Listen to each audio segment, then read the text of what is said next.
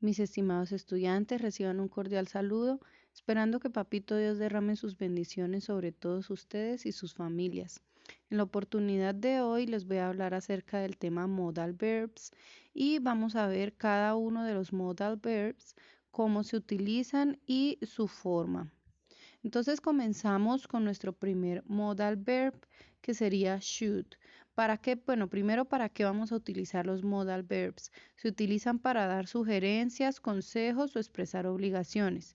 A medida que vayamos viendo cada uno de ellos, nos vamos a dar cuenta cuáles se utilizan para dar consejos, cuáles para expresar obligaciones o cuáles para dar sugerencias. Entonces, primero que todo, tenemos el modal verb should. Should, ¿para qué se utiliza? Se utiliza para dar o pedir un consejo o para dar opiniones en tiempo presente.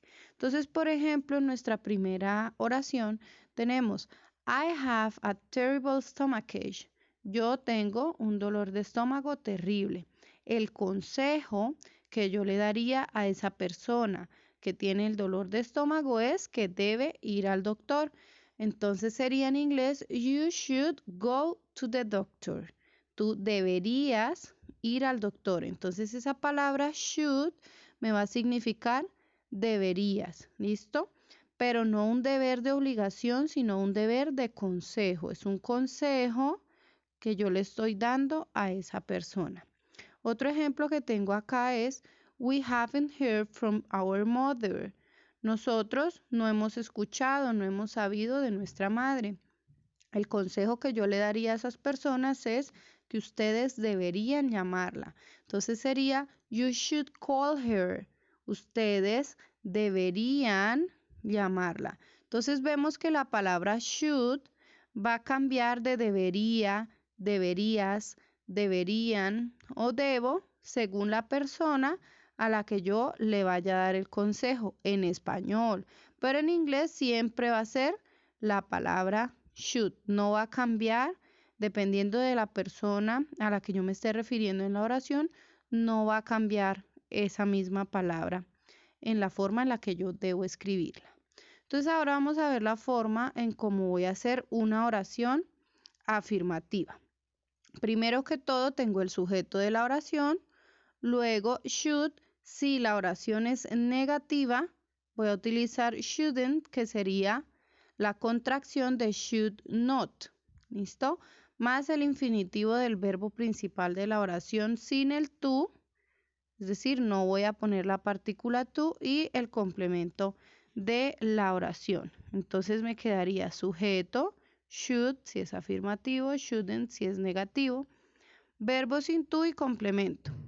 Entonces vamos a analizar estas que tenemos acá. Fíjense, sujeto, should, el verbo no dice call, perdón, no dice to call, sino call, y her, que sería el complemento. Sujeto, should, verbo, y este to the doctor sí es porque es al doctor, ¿listo? Pero no tiene nada que ver con el infinitivo, es decir, todos van sin el to. Ahora vamos a hablar de have to. Ya sabemos que should se utiliza para dar consejos. Esa es nuestra palabra clave, consejos. Ahora have to. ¿Para qué se utiliza have to? Se utiliza para mostrar que una persona está obligada a hacer algo por alguna fuerza externa que lo obliga a que debe hacer algo. ¿Listo? También se puede utilizar para expresar mi opinión acerca de lo que alguien debe o no debe hacer. ¿Listo? Entonces, si acá en should la palabra clave era consejo, en have to la palabra clave va a ser obligación. ¿Listo? Entonces tenemos nuestro primer ejemplo. You have to show your passport at passport control. Y significaría tú tienes que mostrar tu pasaporte en el control de pasaporte. Si nosotros recordamos el verbo to have, significa tener. Fíjense que acá tengo tienes que. ¿Listo? Entonces va a ser una traducción muy parecida a lo que nosotros hablaríamos en español. Luego en el siguiente ejemplo tengo Jenny has to do homework every afternoon. Jenny tiene que hacer su tarea cada tarde. ojo con la nota que les dejo y es que para I, you, we o they vamos a utilizar have to en afirmativo y en negativo don't have to. Recuerden el tema del presente simple que lo habíamos visto a principio de año. Pero para he, she, it vamos a utilizar has to en afirmativo y en negativo doesn't have to. ¿Listo? Vamos a recordarlo entonces para he, she, it, doesn't, el auxiliar es doesn't, y para I, you, we o they, don't. ¿Listo? Como en presente simple. Luego la forma de hacer las oraciones va a ser muy similar exactamente a la de should. Vamos a seguir los mismos elementos. Entonces primero sujeto, luego have to o has to, dependiendo de la persona de la que esté hablando. O si es negativo, don't have to o doesn't have to, más el verbo principal sin el to, más el complemento. Entonces, si nosotros miramos esta forma y esta forma, son iguales. ¿Qué voy a cambiar? La parte del have to o la parte del should o shouldn't. ¿Listo? Pero son iguales. Van a seguir los mismos elementos. Entonces, recuérdenlo, por favor. Para should, palabra clave, consejo. Y para have to, palabra clave, obligación. ¿Listo? Obligación porque algo externo le obliga a que sea de esa forma. Ahora vamos a hablar de must. Must también se utiliza para hablar de una obligación, pero se utiliza más que todo en reglas e instrucciones escritas. En have to es una obligación por una fuerza externa o mi opinión de que alguien debe hacer algo. Pero en must es una obligación por una instrucción o regla. ¿Listo? Entonces, por ejemplo, you must not use a calculator during the exam. Tú no debes utilizar una calculadora durante el examen. Es decir, las reglas, fíjense que esa palabra clave, las reglas, dicen que en el examen no se puede utilizar la calculadora. Entonces estoy dando el sentido de la obligación siguiendo las reglas. Must también se va a utilizar para hacer una recomendación firme, es decir, algo que yo creo, que yo opino, que debe seguirse al pie de la letra. Entonces, por ejemplo, you must tell him before it's too late. Tú debes decirle antes de que sea muy tarde. Entonces, la forma que yo voy a seguir es exactamente igual que la que habíamos hablado de have to y de should. Es lo mismo. Entonces vamos a mirar sujeto, must o mustn't, que es la abreviatura de must not, más el infinitivo sin el to, más el complemento. Entonces nuevamente vamos a mirar esta fórmula y esta fórmula y notamos que son iguales. ¿Listo? Entonces, palabras claves. Este tema es muy fácil. Palabras claves, consejo, obligación por fuerza externa o por opinión, obligación por seguir las reglas. ¿Listo? Ahora vamos con out. El verbo este es más formal y se usa sobre todo en la parte europea, en Gran Bretaña. A diferencia del resto de los verbos modales, este sí debe llevar la palabra to entre el verbo modal y el verbo principal de la oración.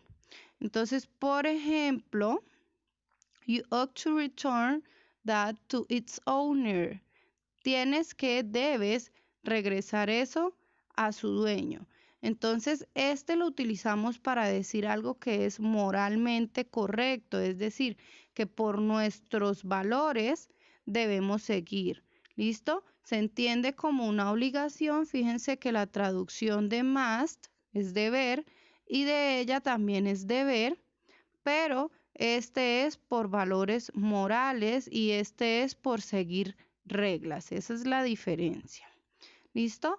Cuando vamos a ver la forma, es exactamente igual, solamente que acá le voy a poner el to. ¿Listo? Entonces tengo sujeto, ought to, el infinitivo del verbo sin el to y el complemento. Finalizamos con could. ¿Para qué utilizamos could? Lo utilizo para hacer una sugerencia. Entonces, por ejemplo, aquí dice, we could visit her in August. Nosotros deberíamos visitarla en agosto. Fíjense que en casi todas, en español, yo utilizaría deber. Deber acá, deber acá, deber acá, pero, y deber acá. Pero en inglés tiene una para cada situación específica. ¿Listo? Lo que pasa es que en español nosotros utilizamos la palabra deber en muchos contextos, pero como el inglés es tan específico, tienen cada uno de estos verbos modales para un contexto en específico. Entonces, lo que yo tengo que analizar primero para saber cuál voy a utilizar es cuál es el objetivo de lo que yo estoy diciendo.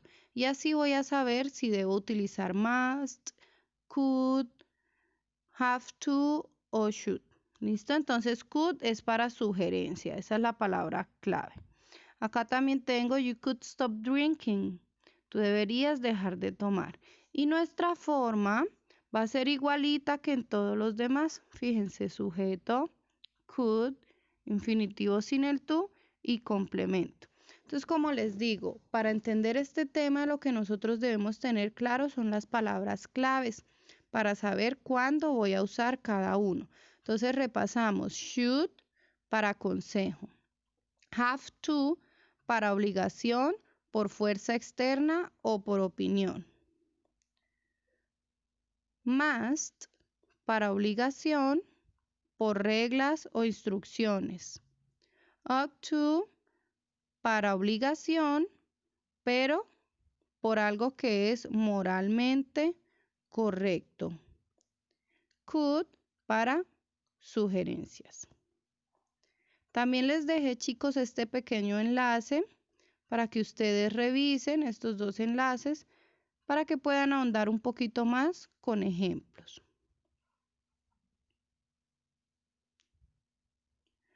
Luego vamos a desarrollar las páginas. Entonces tengo las páginas 124 y 125 color y la página 63 blanco y negro. Está muy fácil. Lo que voy a hacer es que voy a leer este texto que tengo acá y luego voy a completar estos espacios con las palabras que encuentro en el texto en azul. Entonces tengo que hacer la traducción primero de estas oraciones para saber cuáles de estas palabras voy a utilizar en llenar los espacios. Luego en la siguiente página tenemos que escribir las actividades en la columna correcta según sea el caso. Entonces tengo healthy and healthy. Lo que voy a hacer es poner acá cuáles actividades son saludables y acá cuáles no son saludables de acuerdo a estas actividades que yo vea en los dibujos.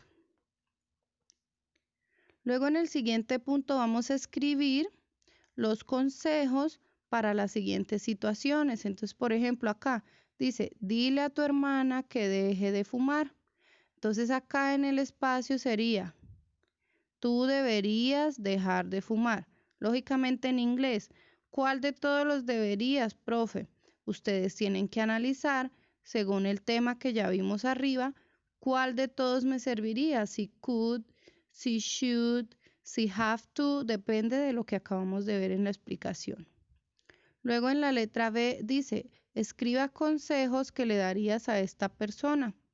Entonces aquí tenemos varias situaciones y lo que voy a hacer es escribir un consejo para cada uno. Por ejemplo, number 1, Aisha wants to lose weight.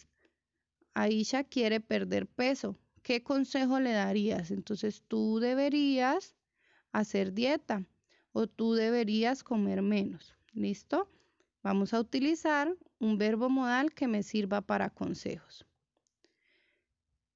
En el punto A de conversation voy a leer este diálogo que tengo aquí y voy a responder esta pregunta. ¿Por qué Alex quiere perder peso? Entonces, dependiendo de lo que yo lea en el diálogo, voy a escribir en mi cuaderno por qué será que Alex quiere perder el peso. Luego en la parte blanco y negro voy a asociar las palabras al significado. ¿Listo? Entonces, estos significados que están acá corresponden con estas palabras que tengo acá. Lo que voy a hacer es que en cada una de estas líneas voy a escribir una letra, ya sea A, B, C, D, E, F o G, dependiendo de cuál corresponde a el número. Luego me dice, ¿cómo son de fuertes estas oraciones? Voy a encerrar la respuesta correcta. Entonces me dice, you should go to bed earlier. Tú deberías ir a la cama, acostarte más temprano. Entonces yo voy a encerrar si eso es una sugerencia, si eso es un consejo o si eso es una obligación. Según lo que tú leas de cada una de estas oraciones, enfrente vas a ir encerrando sugerencias, consejos u obligaciones. En el punto C dice, ¿qué le dirías a estas personas? Entonces en el número 1, por ejemplo, dice, tu hermana nunca come vegetales. ¿Qué le dirías acá? Tú deberías comer vegetales, ¿verdad? Pero en inglés, lógicamente, todas nuestras respuestas. Por último, me dice, think about a friend, write health advice for your friend. Piensa en un amigo y escribe consejos de salud para tu amigo. Acá en la primera línea voy a escribir el nombre de mi amigo y posteriormente voy a escribir 3 consejos que yo le daría a él acerca de hábitos de vida saludable. Esta sería toda nuestra guía, chicos. Espero que haya sido clara la explicación. Si tienen alguna duda o inquietud, por favor me lo hacen saber en mi horario de atención. Les envío un abrazo y espero que Papito Dios los siga bendiciendo. Hasta luego.